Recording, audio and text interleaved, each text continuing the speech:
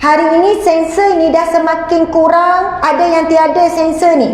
Tengok benda lucah pun tak rasa bersalah, tak rasa berdosa. Lepas setengah jam nak tengok lagi sejam. Daripada tengok sikit, tengok lebih banyak lagi, lebih teruk, lebih dahsyat lagi.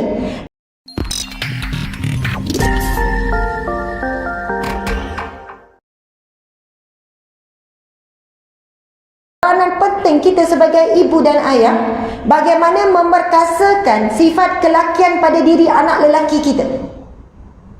Sebab kita bimbang hari ini ramai lelaki yang semakin susah nak cari kerja. Bahkan institusi pendidikan pun guru sebahagian besar adalah wanita. Cikgu lelaki dah semakin kurang dalam apapun institusi. Dan sebagai ibu dan ayah, kita dah mula rasa bimbang, risau kalau fenomena ni sebab kita ada anak lelaki. Dan ramai anak lelaki hari ini lebih mudah terpengaruh dengan kawan-kawan, dengan perkara-perkara yang melalaikan.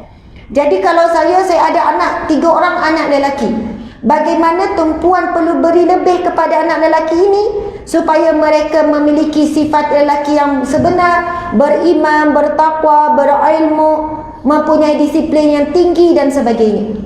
Sebab itu kita kata peranan wanita itu sangat penting, mempengaruhi perubahan Malaysia seluruhnya, perubahan kepada kemenangan Islam contohnya. Peranan seorang ibu bagaimana memastikan dirinya, anak-anaknya dan juga cucunya, kalau ada cucu lelaki. Bukan kata mengabaikan perempuan. Perempuan pun cabaran dia berat nak didik hari ini. Tapi bila kita tengok-tengok, ya Allah, nak didik anak lelaki, kerana mudahnya dia terpengaruh. Kadang anak lelaki ni, dia hati tu kental sikit banding perempuan. Kan ibu-ibu perempuan ni kan mudah susah hati, mudah sayang, mudah kesian dekat mak ayah. Tapi kadang-kadang cabaran anak lelaki, dia boleh buat dek je. Dia boleh ikut kepala dia je, ikut rasa dia saja. Kadang-kadang Alhamdulillah ada di sana anak lelaki yang hati lembut, ada. Tapi anak perempuan lebih mudah untuk dipujuk. Lebih terkesan hati dia bila tengok mak dia menangis. Tapi anak lelaki kadang-kadang dia tak rasa apa-apa. Dan statistik hari ini penderaan terhadap ibu ayah semakin meningkat. Anak-anak dera ibu ayah makin meningkat. Sebab itu bila kita sebut daripada awal tadi, peranan seorang wanita ini boleh mengubah landscape kehidupan ummah hari ini. Sebab ibu ni, wanita ni, mata dia lebih teliti sikit. Dia boleh cam kalau anak dia berubah perangai sikit. Dia boleh cam dari telinga dia, cara anak bercakap lain macam sikit. Dia boleh cam kalau anak dia macam resah, gelisah, susah hati. Jadi ibu terutamanya kita perlu gunakan kepekaan yang Allah beri ni. Bukan duduk peka cari salah orang. Bukan duduk peka cari anak. Bukan semata-mata tu anak menyapu tak bersih tu memang kita nampak lah. Lepas anak menyapu, menyapu lagi sekali ya.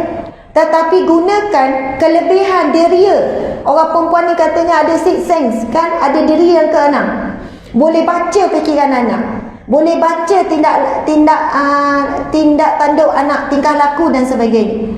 Jadi bila kita ada rasa tersebut, maka kita perlu bertindak dengan segera. Bukan sedapkan hati je, alah budak lagi tak apalah, alah remaja dan sebagainya.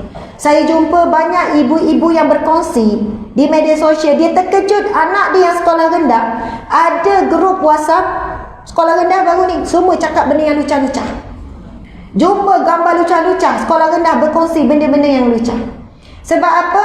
Ibu bapa hari ini memberikan kepercayaan kepada anak belum tiba masa.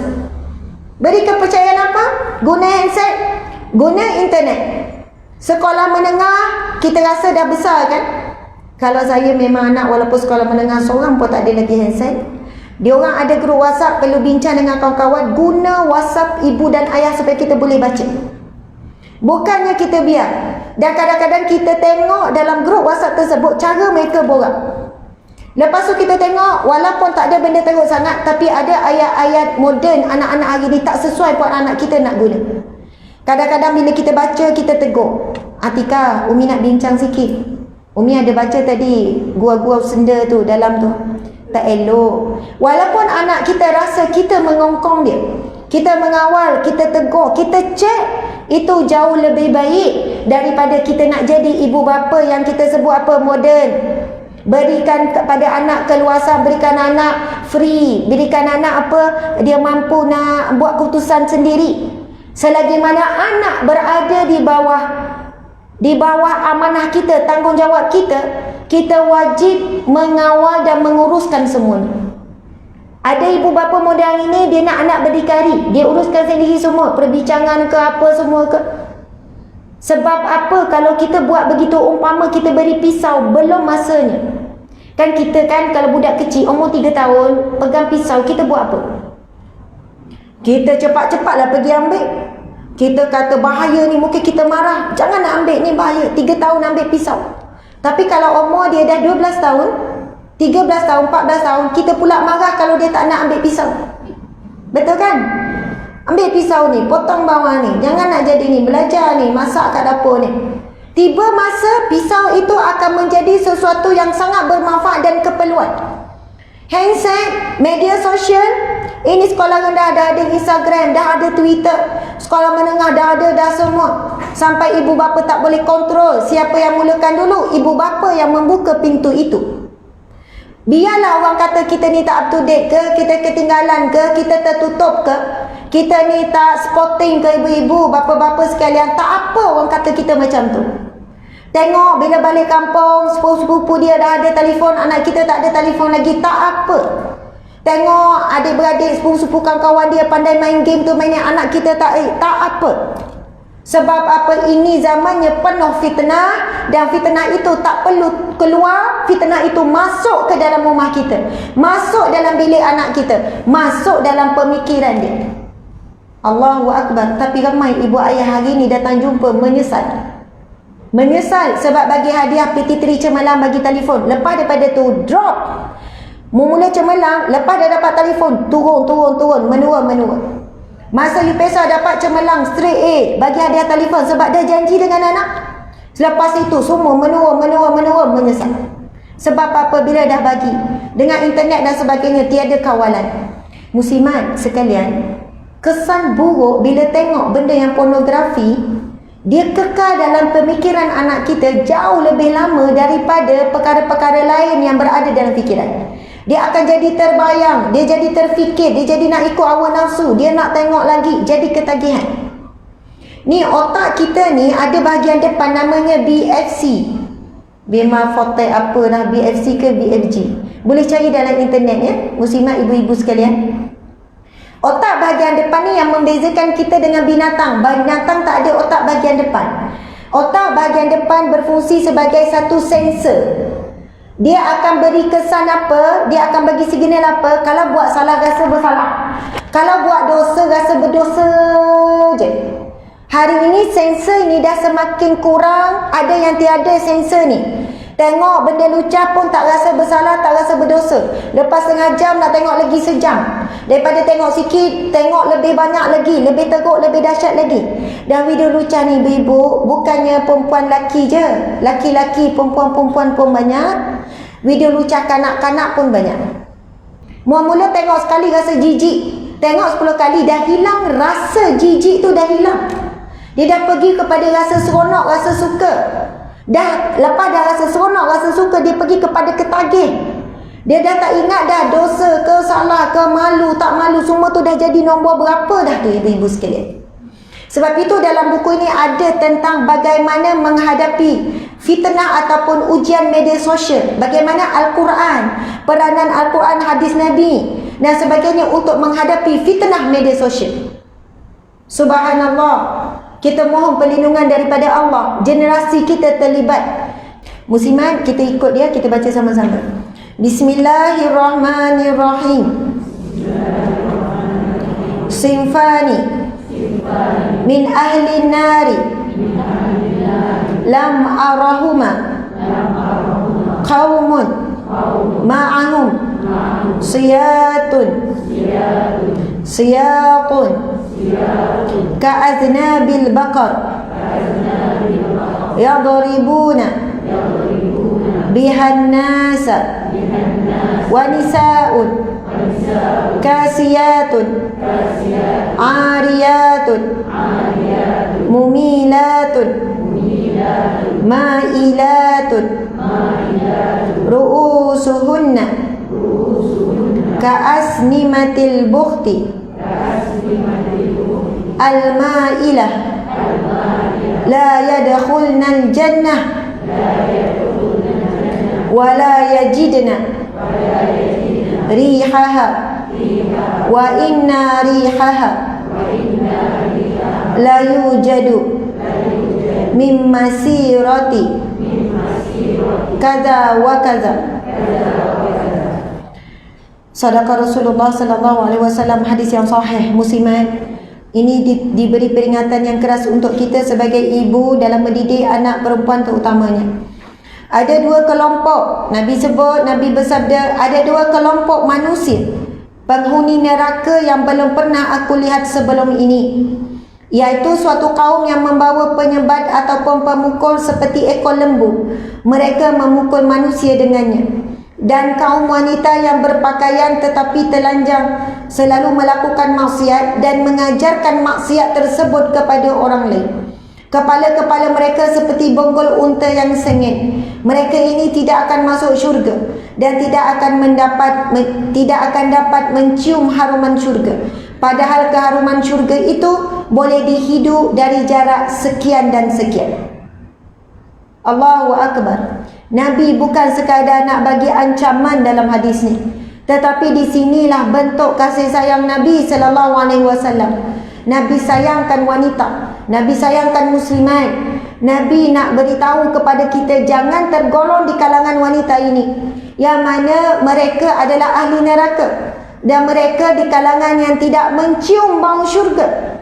Dan Nabi sebut sedangkan syurga itu boleh tercium daripada jarak sekian-sekian. Ini dalam keterangan hadis yang lain Nabi sebut syurga itu boleh tercium sejauh 500 tahun perjalanan. Punya wangi.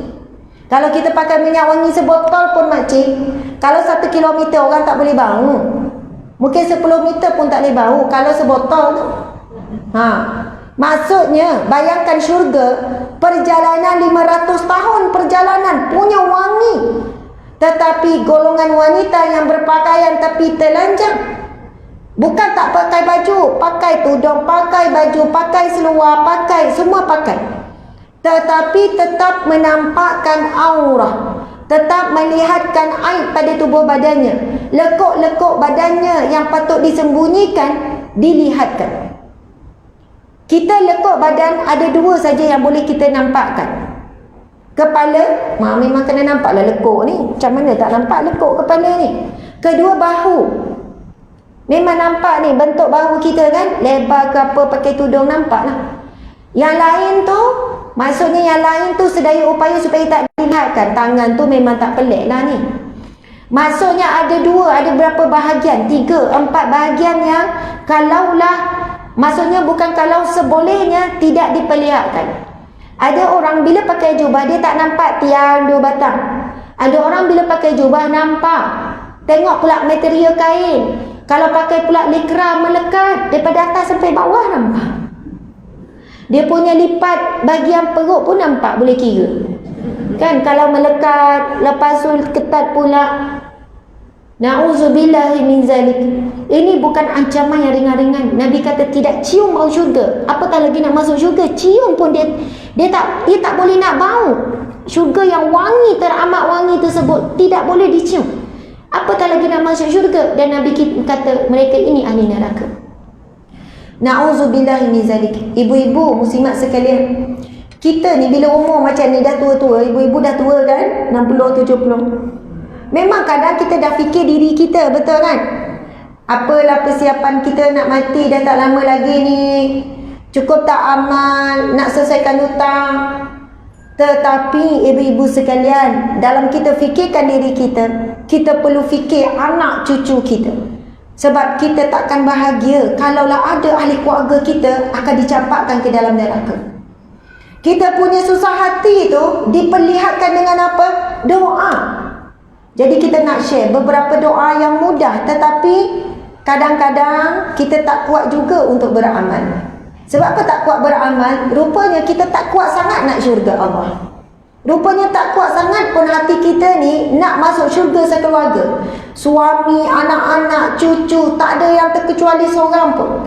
Kalau betul kuat, akan terlihat dengan kuatnya ikhtiar dan usaha kita. Subhanallah. Sebab itu ramai orang kata nak syurga, tapi dia tidak meniti jalan ke syurga. Ramai manusia kata tak nak neraka, tapi kakinya sedang meniti jalan ke neraka. Na'udzubillahi min zalik. Antaranya adalah doa Nabi Ibrahim AS. Saya dah share dah banyak tempat. Mudah-mudahan bila ulang-ulang selalu, kita tak akan tinggal lagi doa ini, ibu-ibu muslimat sekalian. Surah As-Saffat ayat yang ke 100. As-Saffat ayat 100. Ini doa Nabi Ibrahim AS ketika meminta anak zuriat keturunan yang soleh. Muslimat, mungkin ada cicit, ciuk, ciek ke apa ke kan yang kita tak sempat jumpa. Lepas kita mati kan, keturunan tu kan bersambung. Tetapi doa ini adalah untuk seluruh zuriat keturunan kita yang mungkin kita tak sempat jumpa saat hidup di dunia. Dan kita mengharapkan juga dengan nenek moyang kita, adik-beradik keluarga besar kita, semuanya masuk syurga sekeluarga. Macam mana bunyi doa tu? Bismillahirrahmanirrahim.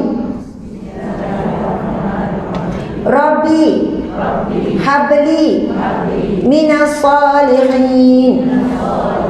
Rabbi habli minas salihin. Wahai Tuhanku, kurniakanlah bagiku zuriat keturunan yang soleh. Amin ya rabbal alamin. Panjang tak doa tu? Pendek sangat muslimat sekalian. Rabbi habli minas salihin. Rabbi habli minas salihin. Boleh dibaca setiap kali sujud dalam solat. Kalau Zuhur ada 4 kali, Asar pun bukan 4 kali, 8 kali sujud. Asar pun 8 kali sujud. Maghrib ada 6 kali sujud, betul kan? Subuh ada 4 kali sujud. Isyak ada 8 kali juga. Boleh tak nak baca setiap kali sujud? Boleh. Itu firman Allah. Kemudian ia adalah satu bentuk doa. Kalau betullah kuatnya keinginan kita supaya zuriat keturunan kita diselamatkan oleh Allah daripada fitnah Dajjal, fitnah akhir zaman, fitnah media sosial kita sebut tadi, fitnah yang datang dalam bentuk makanan. Antara yang disebutkan ada 5F dan 5S. 5F dan 5S, bentuk-bentuk fitnah anak-anak kita akan hadapi dan kita sendiri hadapi. Kalau 5F tu apa? F yang pertama, dia datang dalam bentuk F yang pertama ni, fun. F yang pertama fun, iaitu hiburan. Hari ni terlalu banyak sangat hiburan. Media sosial terlalu banyak, TikToknya, Bigo Live-nya, YouTube-nya. Hiburan tu di hujung jari saja. Boleh nak berhibur 24 jam tak berhenti, boleh, tak ada masalah. Saya ingat masa kita kecil dulu kan, ada TV kat rumah, tapi cerita kartun ni 2 jam, 1 jam je saya. Lepas tu tak ada dah lah, yang lain serius apa semua. Tapi hari ni kartun 24 jam. Dan ramai ibu ayah nak diamkan anak dia letak depan kartun. Sebab mak ayah nak ngemar rumah, nak masak, mudah, nak duduk diam. Dia menggantikan dirinya dengan media sosial. Dia gantikan dirinya, dia tak boleh bagi perhatian pada anaknya, dia alihkan perhatian anak tu kepada yang lain. Kalau daripada kecil dah suka media sosial, bagaimana kita nak halang, nak sekat, nak hentikan dia bila dia masuk sekolah dan sekolah menengah? Tapi anak-anak ni kalau kita perhatikan ibu-ibu ayah-ayah, masa kita kecil, kita blur ke? Ke kita duduk kat tangga? Tu kenapa tu? Tak tahu buat apa. Kita kreatif betul tak? Kita buat tu, buat ni, buat. Hari ini ibu ayah telah pun membunuh kreativiti anak-anak kerana dia gantikan dirinya dengan media sosial. Anak-anak kalau tak diberi tengok game ataupun main telefon ataupun tak tengok TV, budak-budak tu mengamuk. Nak. Remote mana? Marah dekat mak ayah dia, nak telefon. Bila menunggu makanan yang diorder tak boleh nak duduk, sabar, nak borak-borak tak boleh. Lagi lama lagi payah. Mesti masing-masing pegang telefon. Na'udzubillah min zalik. Kesian. Ini satu bentuk penderaan zaman moden. Penderaan mental, penderaan emosi, penderaan fikiran, mental lah. Anak tu jadi kurang kreativiti, kurang fokus dan sebagainya. Sebab apa? Kalau kita tengok hari ni, kalau buat kat cucu kita, cuba buat satu hari, setengah hari, tak bagi dia telefon ke apa kan? Bagi anak, dia takkan duduk saja, dia takkan tercongok, tak kerti buat apa. Dia akan kreatif. Dia akan buat macam-macam kerja. Dia macam main-main, tiba-tiba main pondok, tiba-tiba buat tu, tiba-tiba contek, tiba-tiba color. Sebab Allah bagi dia otak akal yang mana mereka boleh berfikir dan nak buat sesuatu. Tapi hari ini semua itu dah jadi tumpul. Mereka malah nak berfikir, malah nak create tu, nak create ni, nak main-main menggunakan fizikal. Sebab mak ayah telah pun mengambil dunia kanak-kanak tu daripada anaknya. Dah ambil dah dunia tu. Na'udzubillah min zalik. Jadi muslimat sekalian, antara doa Rabbi habli minas salihin, ya Allah jadikanlah zuriat keturunanku hamba-Mu yang saleh. Satu lagi doa yang sangat baik, doa yang berbunyi Bismillahirrahmanirrahim. Ini bukan pada firman Allah. Bismillahirrahmanirrahim, boleh ikut saya. Allahumma hafazna bima hafazta ibadaka salihin. Ya Allah, peliharalah kami sebagaimana Engkau memelihara hamba-Mu yang soleh. Amin ya rabbal alamin. Macam susah sikit nak hafal bahasa Arab yang tu. Tadi Rabbi habli minas salihin macam mudah sikit kan. Doa yang kedua ni, kalau tak boleh nak hafal dalam bahasa Arab, Allahumma hafazna bima hafazta ibadaka salihin, bahasa Melayu je. Maksud dia ialah, ya Allah peliharalah kami sebagaimana Engkau memelihara hamba-Mu yang soleh. Orang-orang soleh, orang-orang yang baik, mereka di kalangan orang yang Allah pelihara. Bila nak buat maksiat, Allah halang. Bila niat nak buat jahat, Allah tak izinkan. Bila berlaku sesuatu, peluang-peluang nak buat kejahatan, Allah tutup. Maksudnya Allah jaga dia, Allah elakkan dia. Dan manusia ni kan, kita ni kita tahu semua tu datangnya daripada Allah. Dan kita minta dengan Allah bentuk pemeliharaan sebagaimana Allah pelihara hamba yang soleh. Jadi kalau zikir Asmaul Husna, kita boleh beramal dengan zikir apa? Ya Allah, Ya Hafiz, Ya Muhaimin. Anak, cucu, siapa-siapalah diri kita sendiri, kita boleh zikir Ya Allah, Ya Hafiz, Ya Muhaimin, Ya Hafiz, Ya Muhaimin, Ya Hafiz, Ya Muhaimin. Ya Allah yang maha menjaga, yang maha mengawasi.